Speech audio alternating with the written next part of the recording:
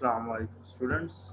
The topic I'm going to cover today is the design of the compression members, and today I'm going to solve the one or two problems in order to understand that how the design of the compression members have been carried out when we have a steel structure.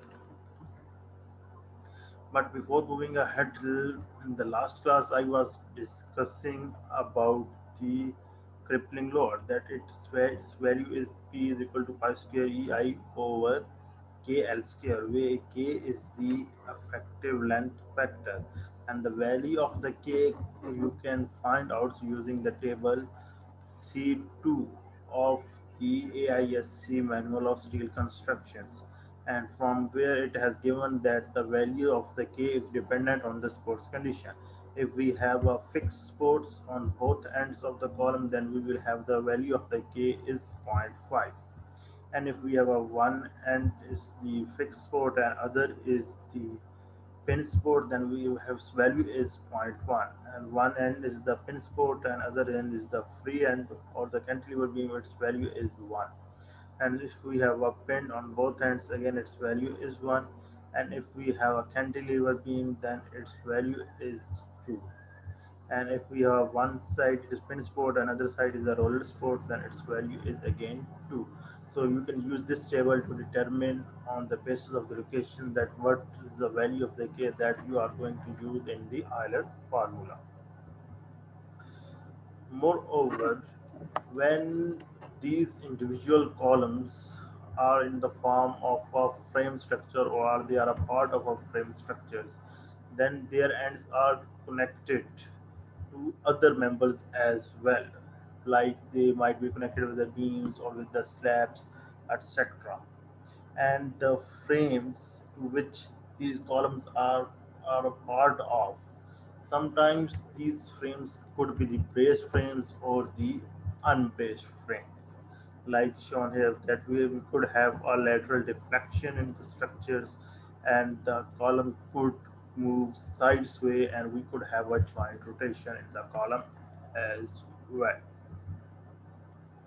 Well, the braced frame is the one in which side sway is usually prevented or there is a no side sway, and we prevent the side sway of the building or the side sway of the columns by either by using the bracing or by using the shear walls or providing the lateral supports from the adjacent structures or from the adjacent span of these structures to provide the lateral movement. So brace frame is one actually in which we do not have any side sway.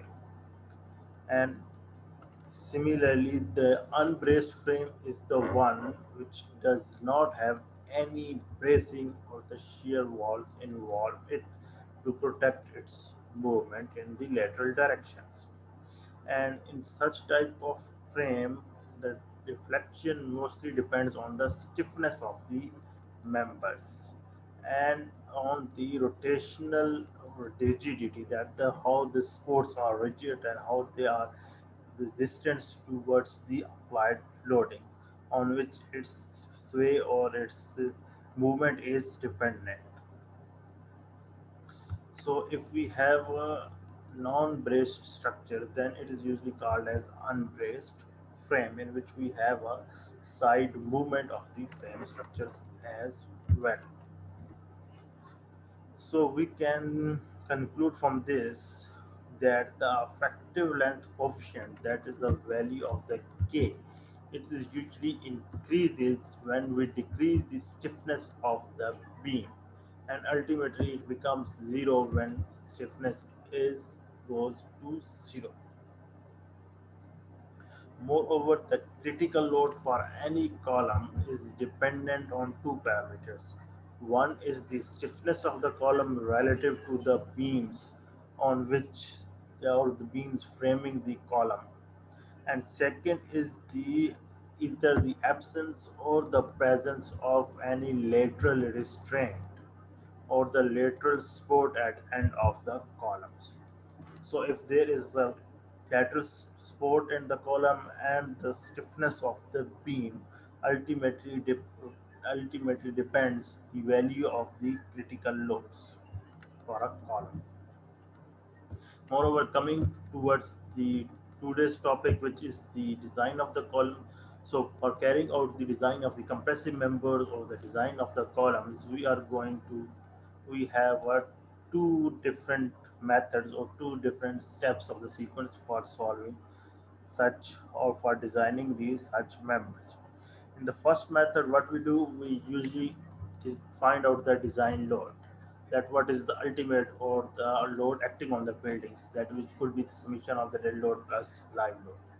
And then we find out the value of crippling load by carrying out the assumptions. That we assume that this is the crippling load or the crippling force on which our column could be fail the structure. So we assume the value of FCR, and once we have the value of FCR, then we can find out the value of the load carrying capacity or the ultimate load. And then we find out the value of the area of the column that is could be required to restrain the applied moment or the applied load. And using this value on the basis of the gross area of the column or the required area of the column, we select a section from the AISC manual. Once we have the sections, then we find out its value of KL by R. It is basically a check to see that whether our column is in the cylinder nature or it is a short column. After this check, we find out the value of the lambda c, and as I mentioned in the last class, that the value of the lambda c is equal to KL over R phi into Fy over K, where the value of the K is you going to use is on the basis of the sports and conditions, and its value you can find out from the table C, which I displayed in the initial slides of this lecture, where L is the unsupported length of the columns, R it is the radius of gyrations, pi is the constants, Fy is the yield stress of the steel which is going to be used in the compression members, and E is the elasticity of the steel, and whose value is 29,000 KSI, and it is fixed for every structure, whether we are tension member or a compression member. Once we have the value of lambda c, then we have two conditions to find out the actual value of crippling stress in the columns, and whether its value is less than equal to zero point 0.5 or it is greater than zero point 0.5, and accordingly we are going to use the respective equations of the crippling load to find out that whether our assumptions that we assumed initially justifies the our calculations as well or not. If our FCR calculated from step 4 is greater than the FCR assumed, then our check is okay. If it is not, then we are going to repeat the procedure by changing the assumptions of the FCR. Once we have the value of the FCR, then we are going to find out the nominal nominal load carrying capacity of the column as well, to check whether the column is going to sustain the applied loading or the not. The other procedure that could be used for the design of the column is by using the design aids or by using the AISC manual of steel constructions. And this lecture or in this class for the design of the compression members, we are going to use the LRFD manuals, which is based on load and resistance factor manual instead of ASD manuals.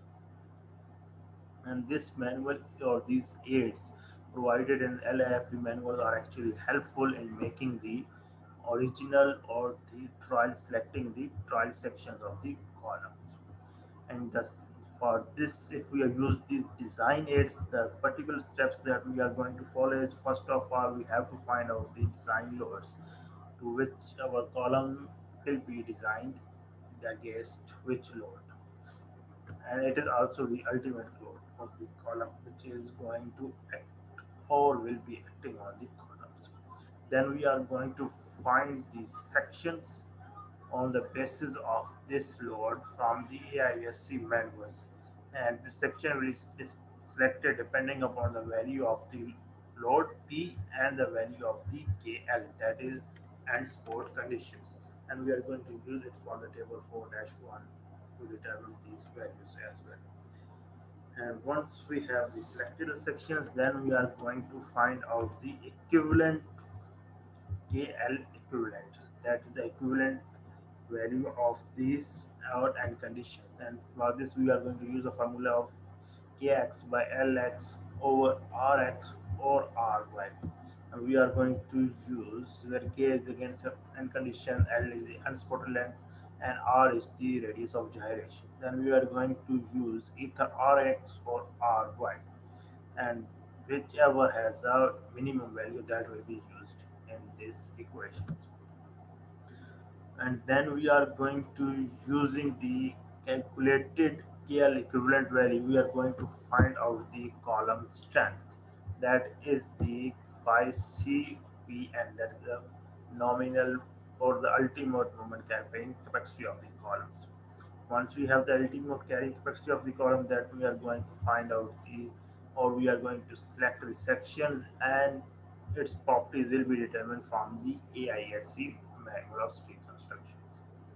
Then after that, we are going to find out the value of the lambda c, followed by the crippling stress and the ultimate moment or the affected moment of the column as well. But before moving ahead, let's have a quick view or the quick view of how these procedures or the methods we can apply while designing these steel structures. For the first problem, we are going to apply the first method, which and I listed here the first procedure for the design method, and for second problems, the second method for the design of the compression members will be applied. So after these two methods, you can use the any one method, whichever you feel convenient and whichever you feel easier to apply based on the conditions of the problems or the conditions of the questions.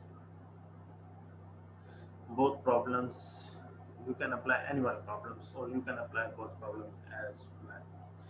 Let's say for the first problem, we have a problem statement which states that design a building column of A36 steel. So it mentions that we have to design a column, and the column there we have to use the A36 steel having a length of 15 feet long, and the length of the column is 15 feet to support a dead load of 50 kips, on which the dead load acting is value is 50 kips, and the live load of 200 kips. Moreover, it's mentioned again, it says given the value of n condition, that is the k is equal to 1 for both x and y axis. So it has mentioned that its value of the k is 1, which means that our both ends of the column will be going to hinged ends. So it means that we have a something like column, something like this, in which we have a hinge support on both ends of the columns, and the load P is applied, and this value of the P is dependent on the dead load and the live loads. Where the value of the dead load is 50 kips and the value of the live load is 200 kips, and we have to design a column or in to sustain this loading. In terms of design of the columns, it means that we have to find out the length and width or thickness of the columns, which can be used to sustain this loading, as the length of the column is already mentioned, which is 15 feet. So in any problems, what we have to do, first of all, we have to mention that what are the data we are provided with. So we are given with the dead load, which will be sent with T dot L, its value is 50 kips, and then live load, which is into by L dot L, its value is 200 kips. Length of the column L is equal to 15 feet.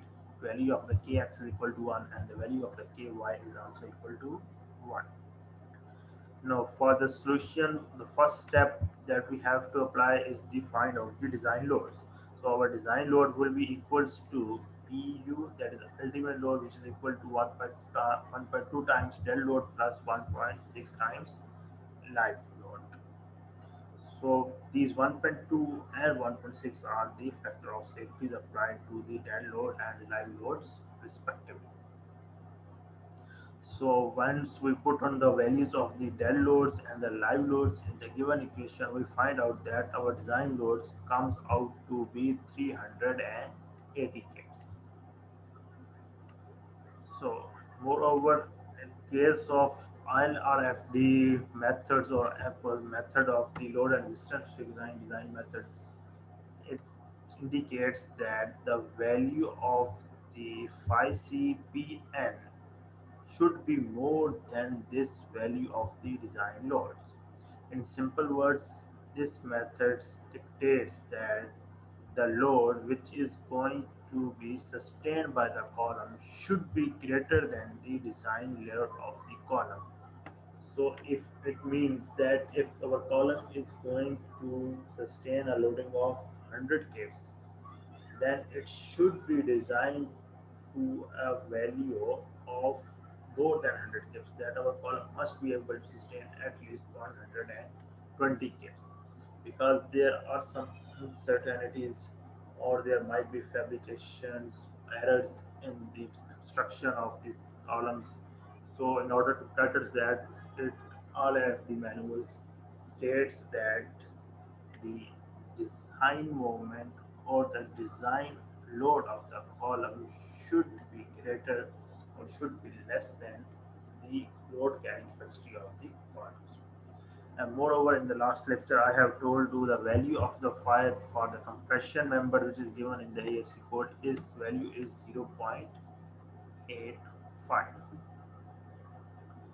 So once we use the relationship of nominal load, and the load is equal to area times stress or stress time area, which is a basic relation between stress and the load, which indicates that sigma is equal to P over A. And in case of steel structures, we replace the sigma with FCR.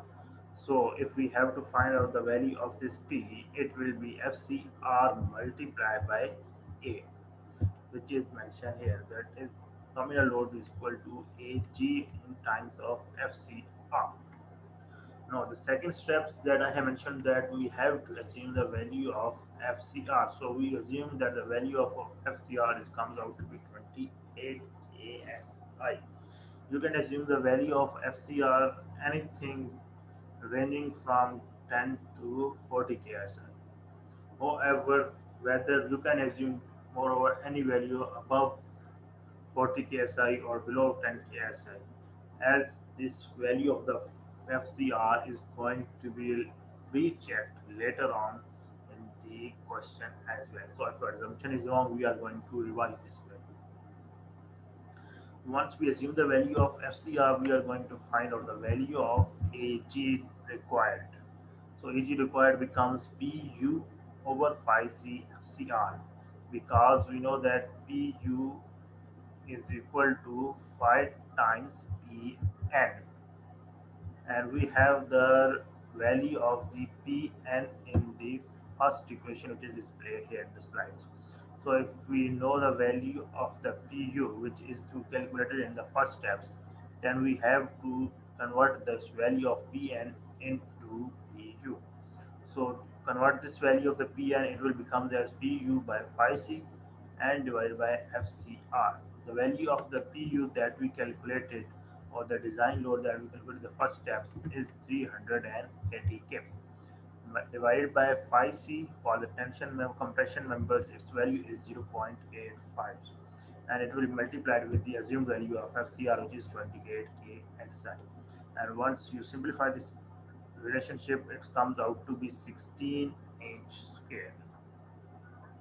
Then we have to, after we know the value of this AG, then we have to move towards the AISC manuals, and we have to select the section in the compression whose value is just greater than or round about the value of AG required, which is 16-inch square in this case. So the section that we selected from the AIC manuals is W8 by 58. Let me tell you that how you can use this manual of AISC as well. If you see, this is the manual of AISC manual which you after if once you open your AISC manuals, you will see a different chapters are involved in it. The chapter 3 which of the AISC manual is regarding the design strength of the columns.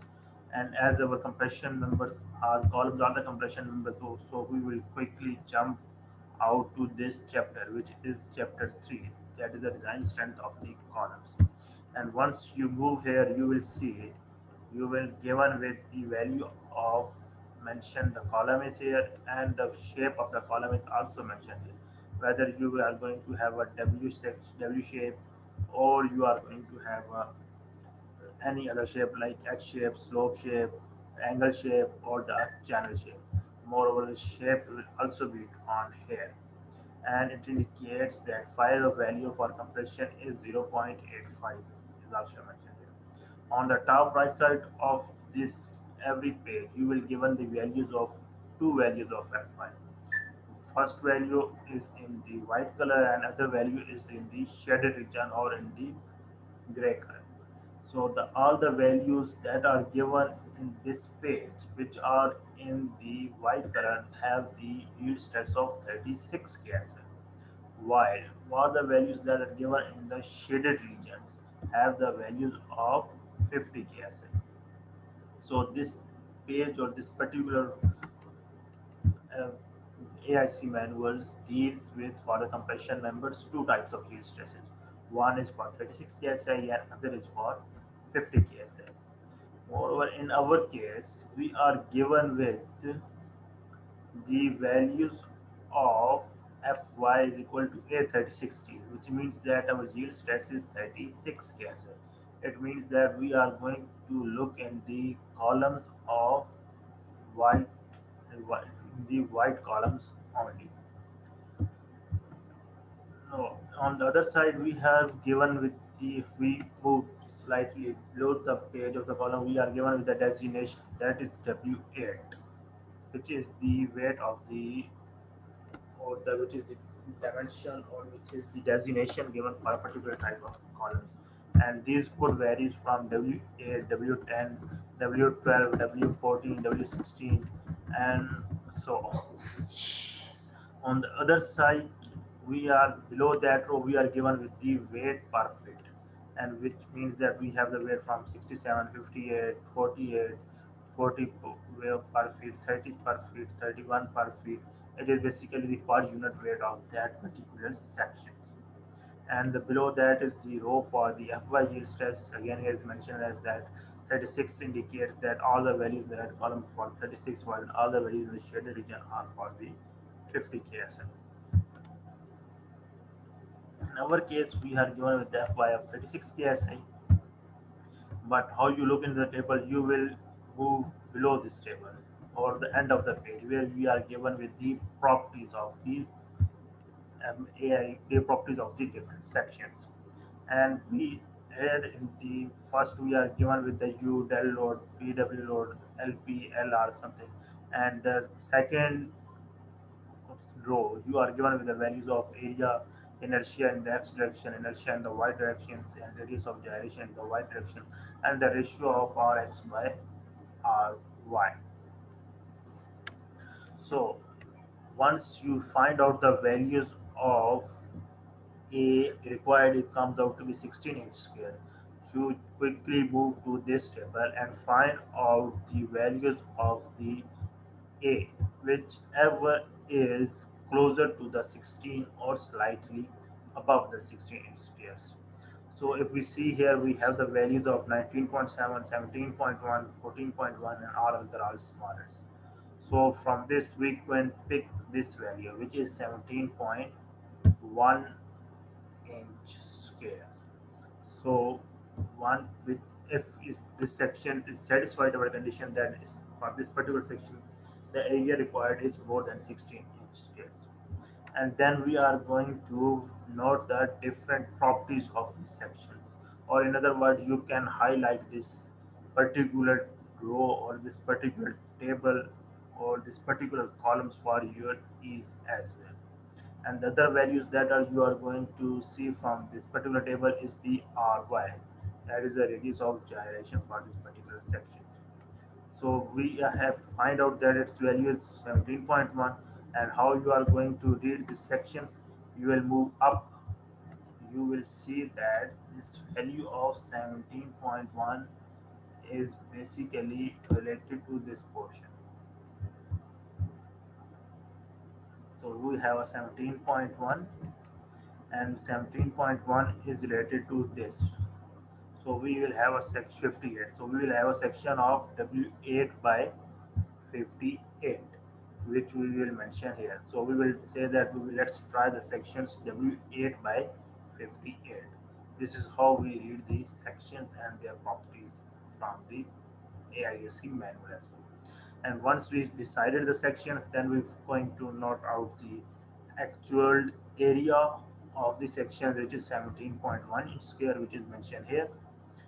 And and then the other value that we're going to find out is the radius of gyration in the y direction, which is 2.10 inch square, and which is depicted here. That the value of ry, which we highlighted here, is value is 2.10.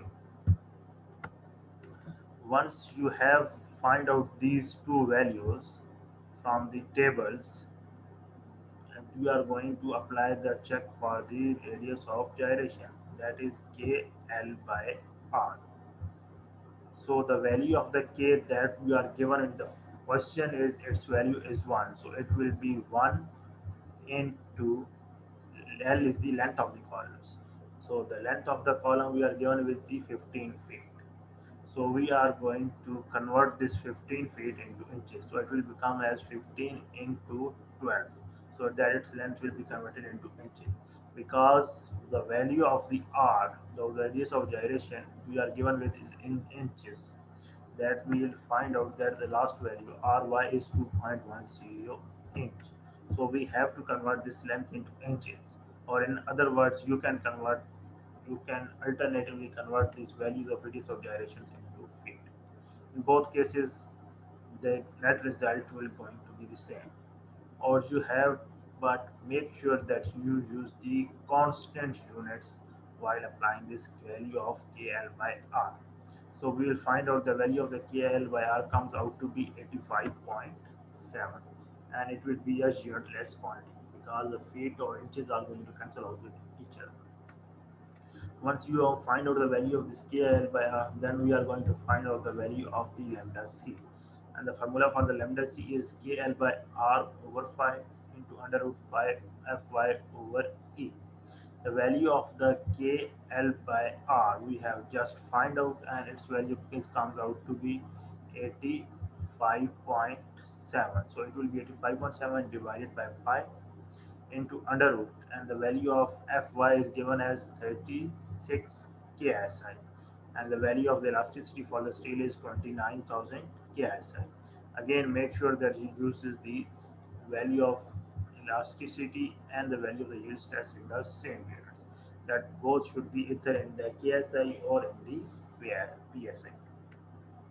Once you simplify this expression, its value comes out to be 0.961. Up, no, this value of the 0.961 is less than 1.5, which is basically the controlling factor there about the value of the formula that we are going to use for the FCR. So once we have the value of the FCR less than equal to 1.5, the formula that we use for FCR is 0.0658 lambda c raised to power square into Fy. So it will become as 0.658. The value of lambda c, find out that it will be 0.961. So it will be 0.961 whole square into 36. So what will you do that first we will take out the square of this term 0.961 whole square, and then you are going to take the power of 0.658 and with the answer of this square. And later on we multiply it with the Fy, which is 36 KSI, and you find out the value of FCR comes out to be 24.45.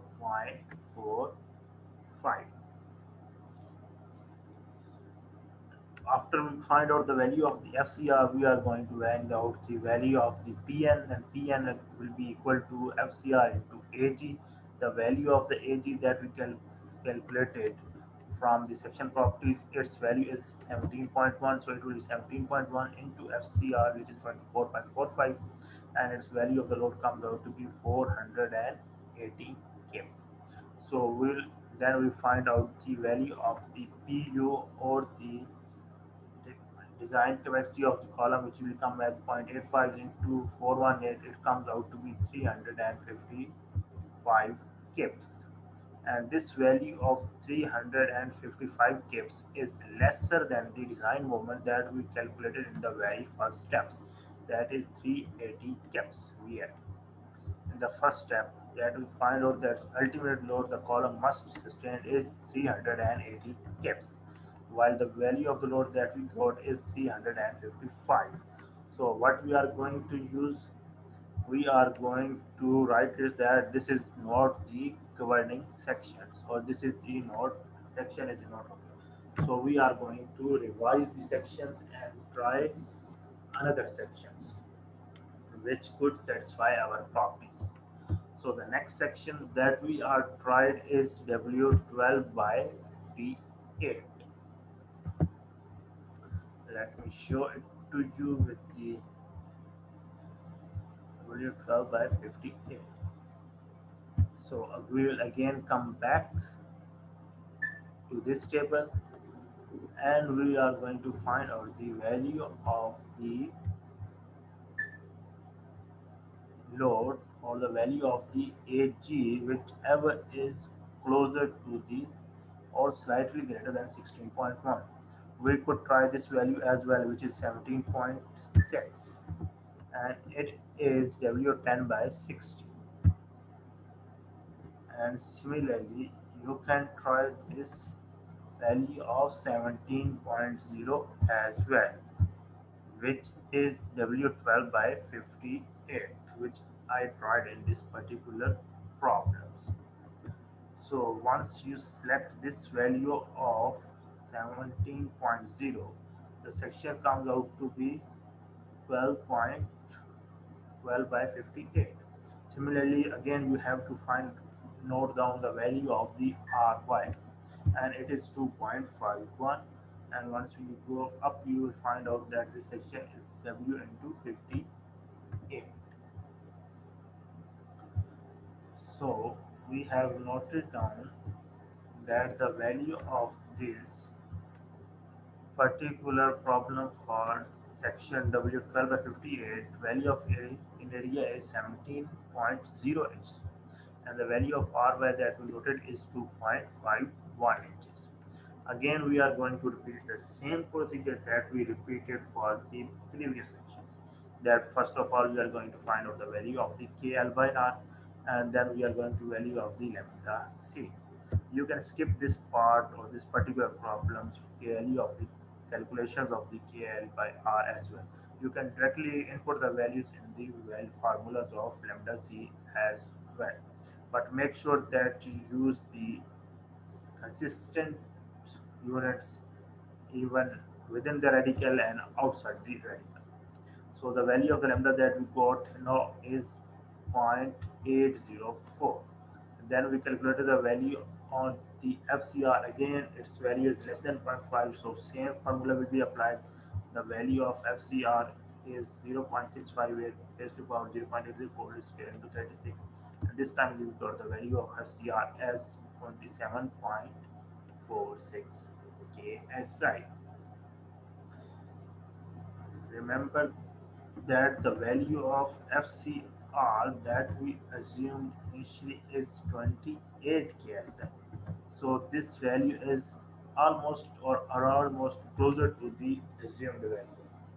So once this value comes out to be closer to the assumed value, it means that we are moving in the right directions. or after calculation the value of the FCR, we are going to find out the value of nominal load, which will become as AG into FCR, and it comes out to be 467 kips.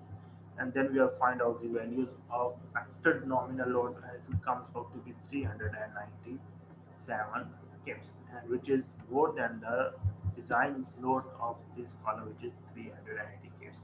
So this is okay. So what we write as the end result, that the are these particular problems with against this particular dead load of 50 kips and live load of 50 kips, we were going to use these sections W12 by 58. So that will be our answer. The section that we're going to use is W12 by 58. Now let's move to the second problems, in which I am going to use the second method of the procedure for the column design, which I listed before. This problem states that select the lightest W section, lightest white flange section. W section mostly means that it is white flange. That's why we usually see that it is in the form of I section. So we do not call it as I section, we call it as W section because it is a white flange. The flange is white as compared to normal flange. So we have to select the lightest. So here they what they did it imposed the conditions that we have to select the I section, but it should be the lighter. We cannot select the heavy section. We have to select the lightest section. Again, of a 3060 to serve as a main member of 30 feet long column to carry an axial compression load of 50 kips, dead load and live load of 110 kips in a braced structures, as shown in the figure. Moreover, it mentioned the end condition that member is zoomed pinned at the top and the bottom as well. So again, the values of K is going to be 1. Moreover, auto states that a member has a weak direction support at mid-height. That the column also had a and another support at the mid of the column, or I would say there is the support at the 15 feet of the column as well. That's why we will have changed its reflection shape due to this mid support, and say that UIAC LRFD design method for the design of this particular columns. In this particular problem, he didn't mention that we have to design the column. Like in the previous problem, it is clearly mentioned that you have to design a building column, which means that we have to use the compression formulas and the compression tables of ASC manuals. What How you get the idea from this question, that whether this question is for tension members or for the compression members, it mentioned that it has to carry an axial compression load. So this term axial compression load indicates that it is going to be a compressive member. So remember to use or to pick the keyword from the problem statement or from the questions.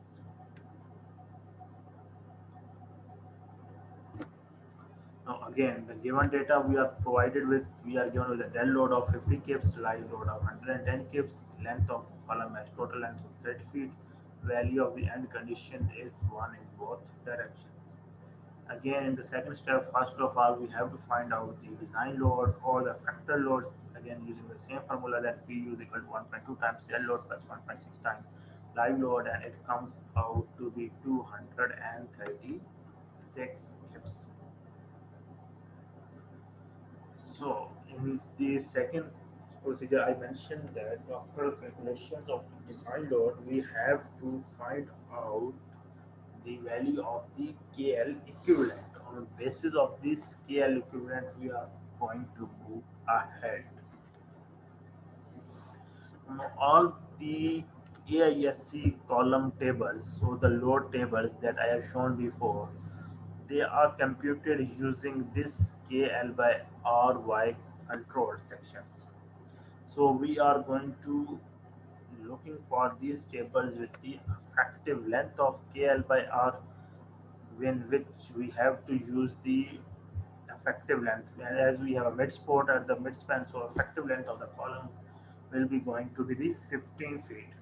And the load that we are given or we have calculated from the first step is 236 kips. After finding out these loads and noting finding out this value of KL equivalent, we are going to move towards the AISC manual. This is the AISC manuals. Again, we are going to have it's mentioned that we have to use the W shape, so we will stick to use these problems in which the shape is W shape, and we cannot move towards the other shapes of the column like HP shapes or any channel section shapes or the angle shapes that are given in the manuals. So once we find out this value, in the right, the very first column of the given, it states that the effective length with respect to the least radius of gyrations. That it is the value is KL by RY, which is mentioned in the very first columns. And these all the values are the radius length of the gyration with the effective length. In the first column, the second column, it's mentioned the length of the columns in feet, that whether the column is 6 feet, 7 feet, 8 feet, 9 feet, 10 feet tall, up to 35 feet. And and other values that are given here in the table are the values of the KL by R. So in our case, we have column as of having a support length of 15 feet. So we are going to use the values, all these values that are mentioned here. But from these value, as I already told you, that the values given in the unshaded region or the white region are of 36 KSI, and the values given in the shaded region are of 50 KSI. In our case, we are given with a steel of 36 KSI, so we are going to use the values in the red regions or the red columns only. So from this, we will going to select the value of load which is almost closer to our design load. Our design load, the value of the PU is 236. So we are going to select the value which is closer to the 236. So the first value that we have here is 412, second is 355, third is 291, and the fourth one is 238, which is almost closer to this our 236. Other is 208 and 1084, so on. So first value that we select sections from here will be the W8 by 40.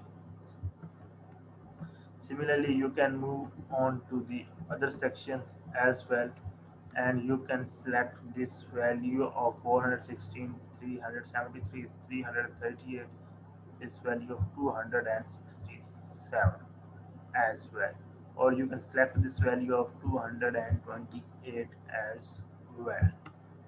And similarly, you can move towards the higher sections as well and select the required values whichever you feel convenient to use. But make sure that you should select at least three trial sections while on the basis of this.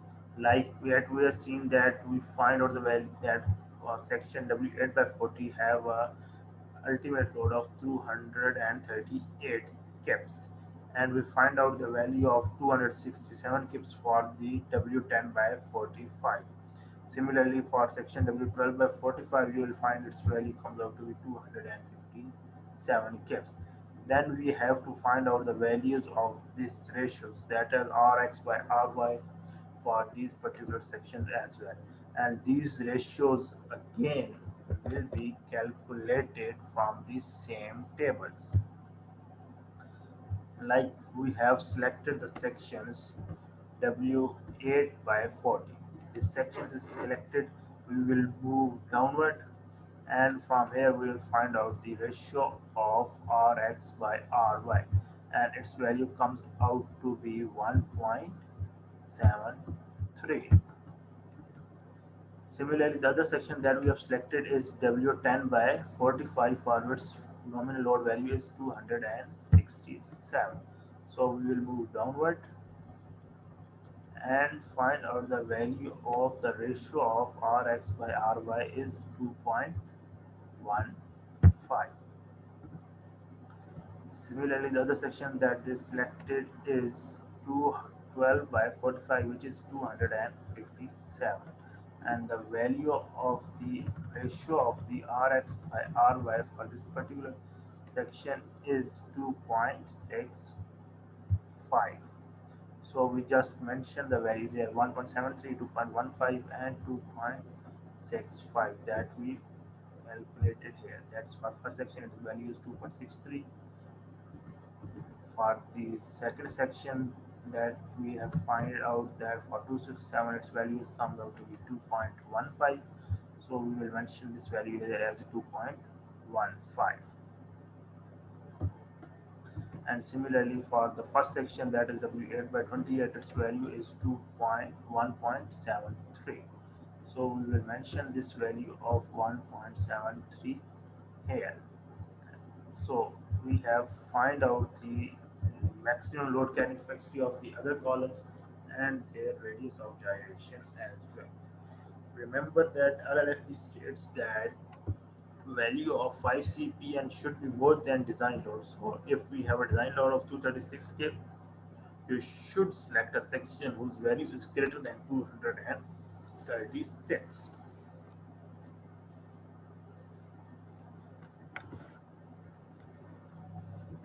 Once you have selected this column or this different sections, then we are going to find out the equivalent KL ratios. But from these sections we can say that if the value of K, in our case, that is KL of X is equal to almost 2 times of KL of Y, because one is 15 feet and another is 30 feet, so it has a ratio of 1 to 2. So if this ratio is a ratio of Rx over Ry is greater than 2, it means that weak axis controls, and then the tabular load is going to give the correct answer. Now from these sections we see that for the first section, that is W8 by 40, we have the value of 1.73, which means that it is less than 2. So it means that in this case strong axis bending is going to control, and we have to select a section whose value is more than 3 or more than 2, sorry.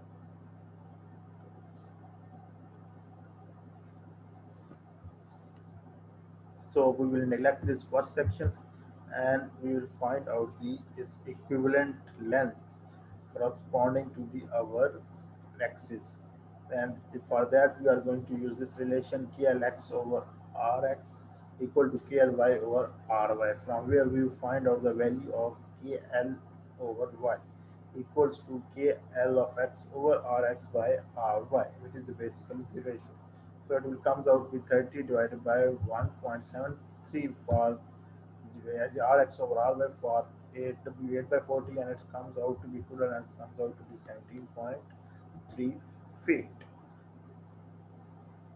And for the sections 17.3, W8 by 40 have a design strength of only 208 kips, which means that this section is not acceptable as we have a load value of 236 kips. So let's then we will try the other section, which the second section we have is W10 by 45. And this section, the value of the AG that we use, we will find this value from the ASC manual for the table. It comes out to be 13.3-inch squares. And once we find out this value of KLR by in the y directions, it comes out to be 89.6. Once you find out this value, then we are going to find out the value of the lambda c, and the lambda c after calculations comes out to be 1.005. As this value is lesser than 1.5, so we are going to use the formula of FCR equal to 0.65, where lambda c square times f1, and its value will come as 23.59 KSI. Then we are going to find out the factored FCR, and the factored FCR will become 0.85 times 23.59, and it will become as 20.1 KSI. And then we are going to find out the factored load, that is 5 CPN, and it will be equals to 20.1, that is the value of the 5 times FCR, and it will be multiplied with the cross area of the section, which is 13.3 inch square. So it comes out to be 267 kips. As this value is more than 236 kips, so this section is okay. So we are going to use this section, that is W10 by 45 as well. I hope after we find out this section, then there is a no need to try for this third section, that is W12 by 45, because the 10 is lighter than the W12. So again, like test that we have selected is the 8, but it does not fall in the criteria. That's why we shifted towards the W10, which is slightly lighter, heavier, but than 8. And then for the 12, but we will not do calculations for the 12 because it will not be the light test, as the W size of these section increases, their weight also increases. So the lighter section that we have is W10 by 45, and ultimately we have verified this value that we have found from these tables as well, that its value comes out to be in reality also 267 kips, which is more than the load that we have to sustain. So we have to use these sections. So with this, that's all for today. I hope you will be clear about the steps involved in designing the compression members.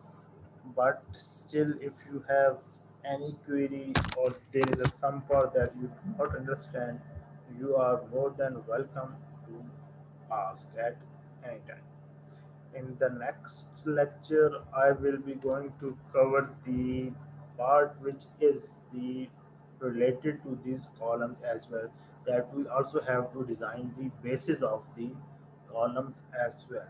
And I will cover these bases, or the design of the column bases, or the design of the column foundations in the next class.